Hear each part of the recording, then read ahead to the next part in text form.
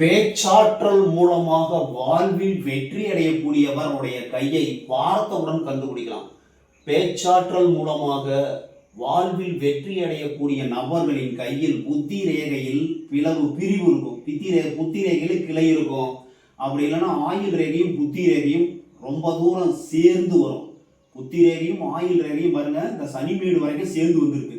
இந்த மாதிரி சேர்ந்து வந்து இந்த புதன் மேடு இருக்கு இல்லையா, புதன் மேடு நல்லா ஒப்பலா நல்லா தூக்கலா இருந்ததுன்னா அவர்கள் பேச்சு திறமை அதிகமாக இருக்கும். பேச்சாற்றல் மூலமாக மேடை பேச்சாளர்கள், அதாவது வழக்கறிஞர்கள், பேச்சை தொழிலாக கொண்டவர்களுக்கு வெற்றி உறுதியாக்கப்படுகிறது.